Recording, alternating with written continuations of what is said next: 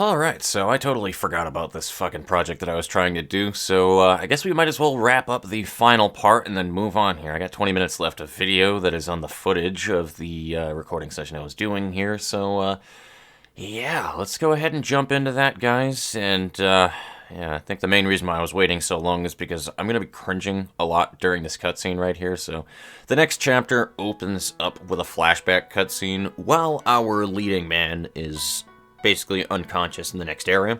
So this is supposed to kind of just be a little bit of a flashback so you can kind of understand the relationship between Kai and his girlfriend, Alice. That's really what the entire point of this scene is. It's supposed to be kind of like a cutesy thing, so you can kind of just peer into the mind of when they were a normal couple, so you can just, again, kind of empathize with it. More or less. The problem is, as is the usual thing with these cutscenes, I made it way too on the nose with a particular part towards the end, and I kind of hate it now, and I'll talk to you how I would like to change that when we get there, but until then, I guess, yeah, let's just go ahead and do that fucking cutscene then and move on.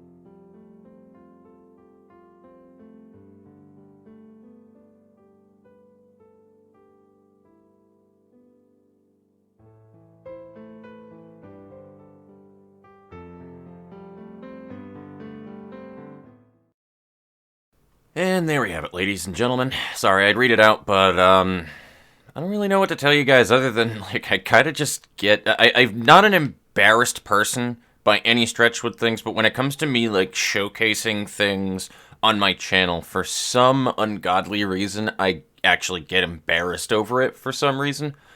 It's not like this is like super bad, and I know I'm kind of like blowing out of proportion here and stuff like that, though. But I don't want to read the cutscenes out loud. You know what I mean? Like it seems mildly embarrassing to me for some reason. I don't fucking understand why. So that last part right there, like I said, it's just way too on the nose of like in case something bad happens. Like you know what I mean? Like just way too convenient kind of shit. So I need to do something more subtle towards the end of it. But otherwise, I think the cutscene does its job really well with what it should be doing. So I just need to tweak a couple of things. You guys need to understand that when I make these cutscenes as well, too, like, usually I just write out the dialogue one time, and then I never touch the dialogue ever again. Sometimes I may adjust it here and there, or fix a grammar or spelling mistake, but usually cutscenes in these RPG Maker games that I make, I don't ever touch them from the time that I had written them initially, because I just think it's far more efficient to put my time into developing the game and then jump back into individual cutscenes and pretty them up later. You know what I mean? So that's why a lot of these cutscenes are not where I would like them to be, because I just wrote them out, and if you can't tell from my lack of working with these a year or two ago, or even longer, God forbid, and then I never touched them. So, yeah. Anyway, we're into the next area of the house, which is this, like, underground segment right here, which I wanted to experiment with the lantern a little bit more with mechanics where you can't really see things until the lantern is on. It's things I've seen in other RPG Maker games as well. So you have the planks that tell you it's too dark, and then you go ahead and you activate the fucking lantern, and then that's all she wrote right there, so you can actually investigate things. This also leads to a small issue as well, where I have two save points that are way too damn close to each other, unfortunately, but I think it was because I had to put another one outside of the little hidden area here, in case it was never discovered, essentially, you know what I mean? Because there's this hole in the wall right here that is very clearly shown with bloody footprints, so it's pretty easy to see, but still. All things considered, this is a little hidden side area right here where you can pick up one of my favorite items in the game, which we will see momentarily.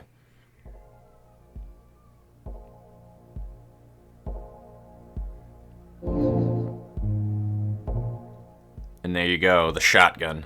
So, this is a lovely weapon that is meant to hit groups of enemies, rather than the single-shot pistol that you have to shoot an enemy 3 times with and then a punch to be able to kill. This one can just hit them all and kill them all in 2 shots, but it has a 4-round magazine, so that's kind of the thing, and the ammo is supposed to be a little bit more rare. What the shotgun does do as well, what I was thinking originally, is that there's certain, like, stagger values on each weapon in the game, and the shotgun has significantly more punch and stagger and back the fuck up than a pistol would. So that was what the idea was for specifically, like, boss encounters, because there will be one at the end of the demo, which is at the end of this chapter, that I haven't developed yet.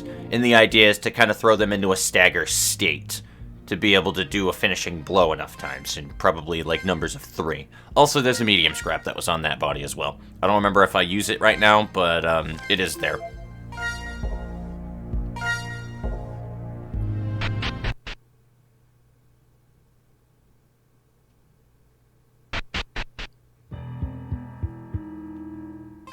And then there's your second save point that I was talking about before. So there you go, ladies and gentlemen.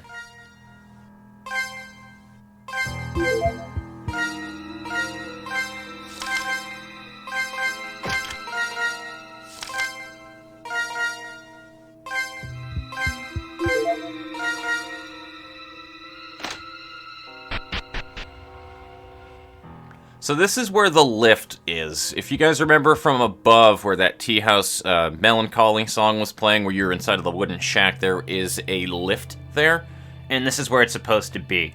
Now the cool thing about that as well that you might have noticed is the location of this actually makes sense to a degree. It's not perfect, like by every block, but this, if you have decent directional awareness, makes sense in your brain if you track it back to where that shed is, where you could draw a conclusion here.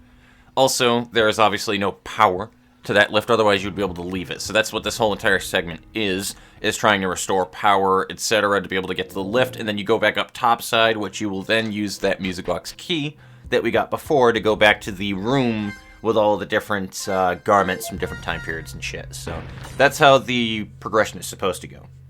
Also, there's this part where you drop your lantern, and it no longer works.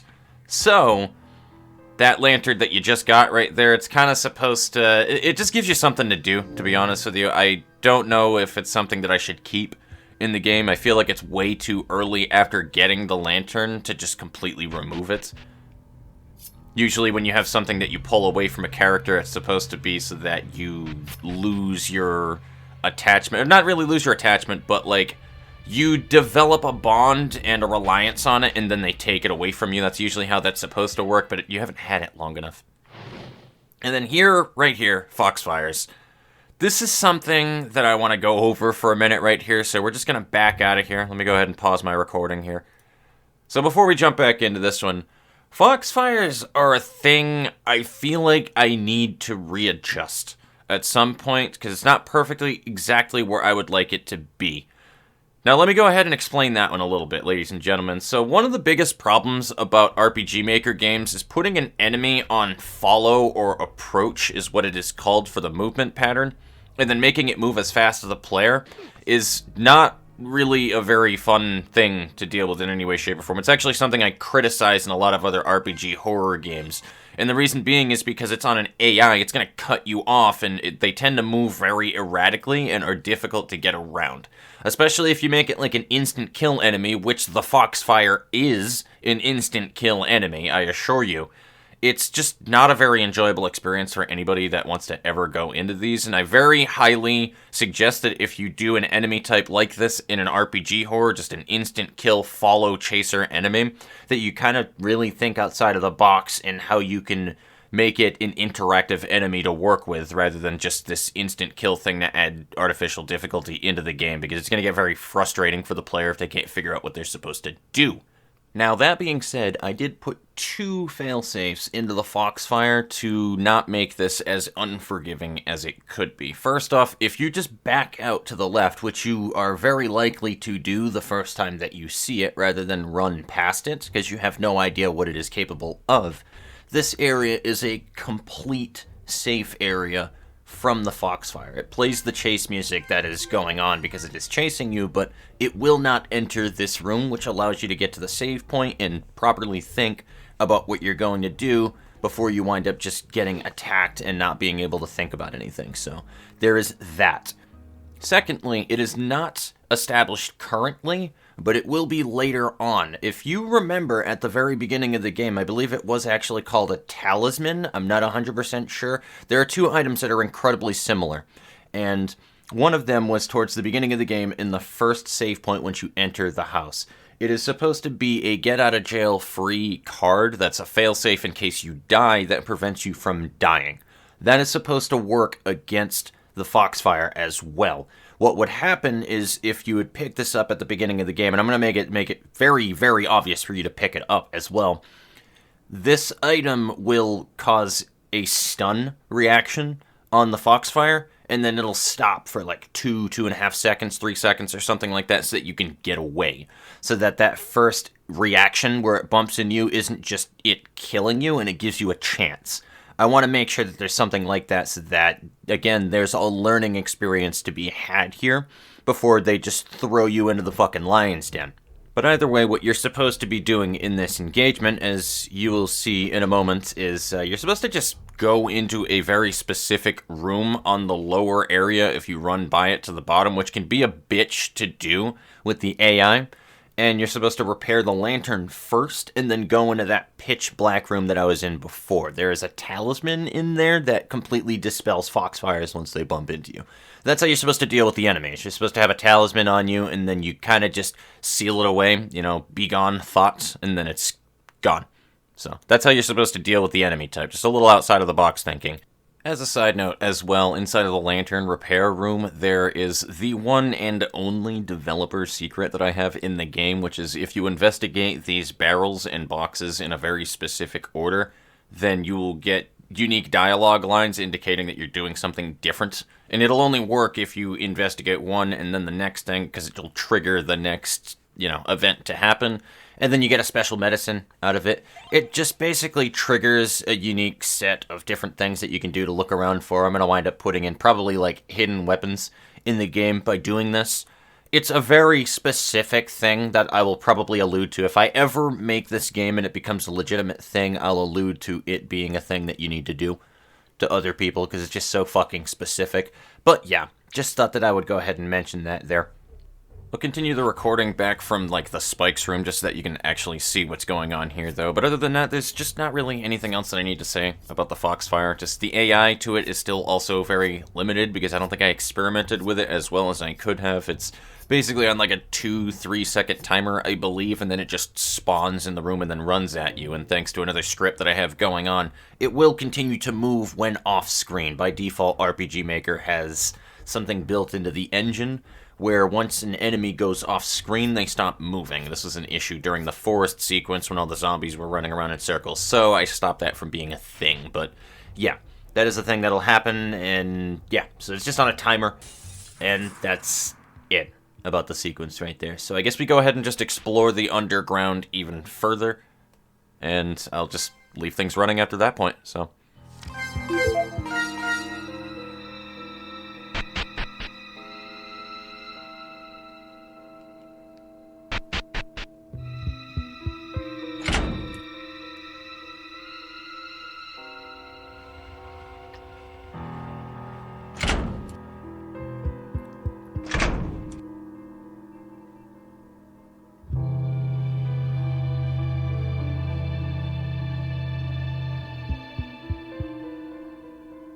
So as you can see, everything on the east area is just locked up tight.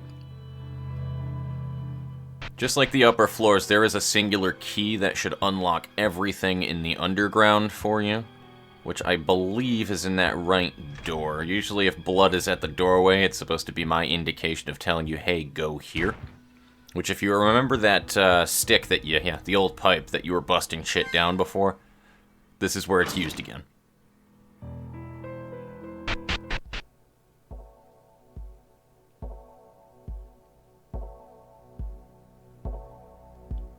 There's actually a couple of things that you can find in this room as well. And it's just so much easier to kill this guy, just so that you don't have to worry about anything in the room. But there are a couple of things that you can loot in this room, which is why I'm looking around and investigating everything, because I fucking forget what barrels and stuff they're in. So.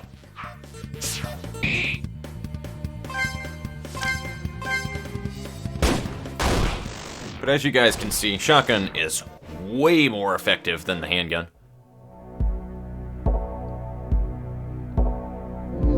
Yeah, there you go. Shotgun shells are in here as well, which is the other reasoning why I wanted to be in there.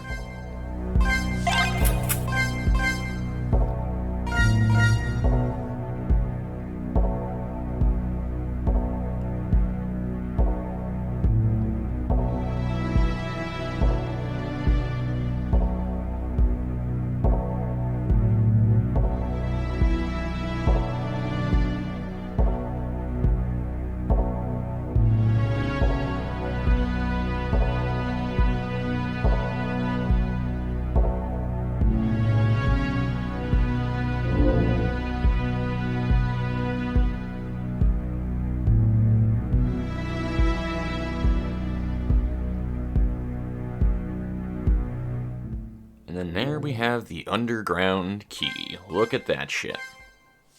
So that should be literally everything in the underground that is now unlocked once you get that key. Which gives us access to this leftmost room right here, which is probably the first room you should go into. This will give us a cutscene.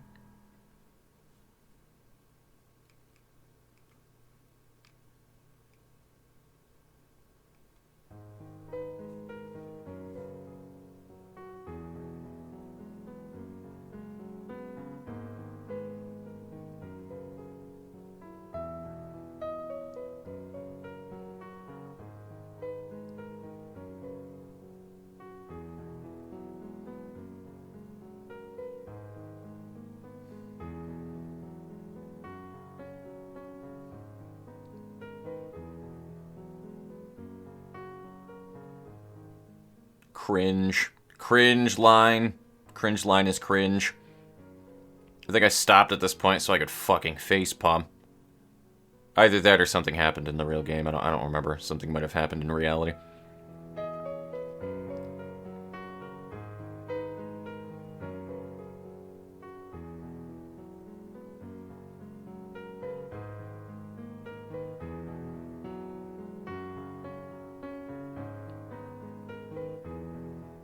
Meaning isn't spelt properly. Fucking Christ.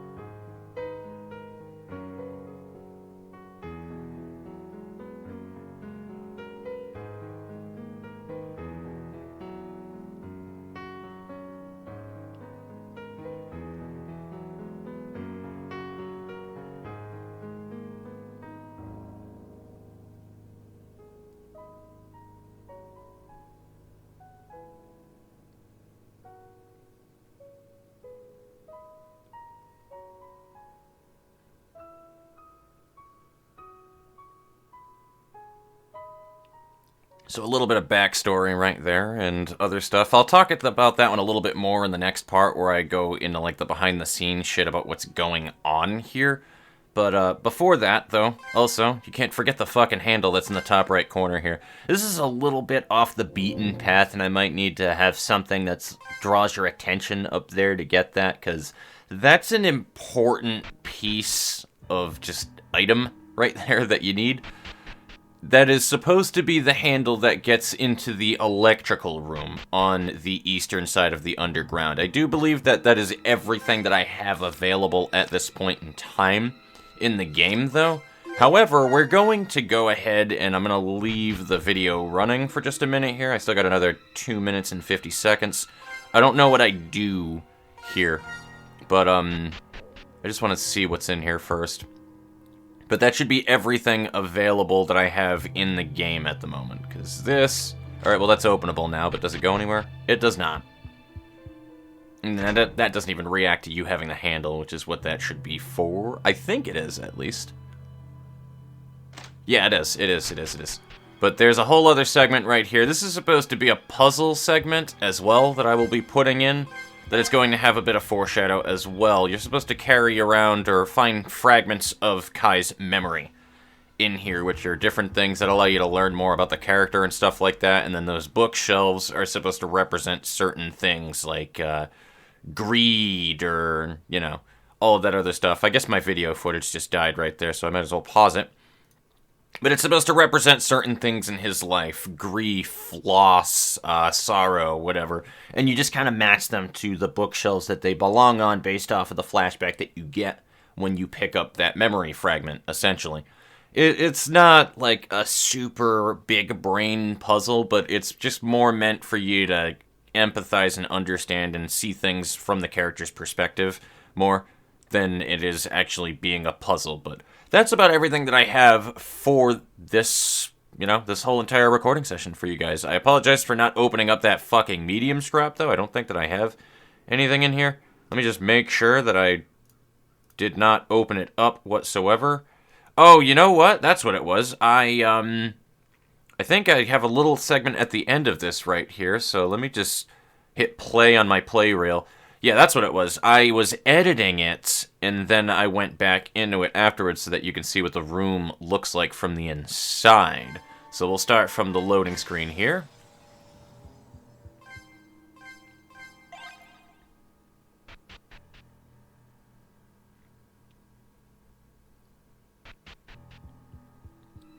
So now the transport, yeah, because that teleport, I shifted the stage a little bit to the side, so now it just makes you, like, teleport on the wall, but I fixed it in the time that I wasn't recording right there. Yeah, it has some sort of quote on it. In order to proceed forward in life, one must arrange the threads of their past. So, there's your foreshadow. I think you can just walk through these bookshelves as well, which is something that I wind up doing in a second. You can still read it with the lantern off, which, If you recall, that was a thing that I've kept as a fucking theme this whole entire time down here. But that's just because I don't have the tiles set up properly yet. And then Fragment of the Past, I don't think anything happens with it yet.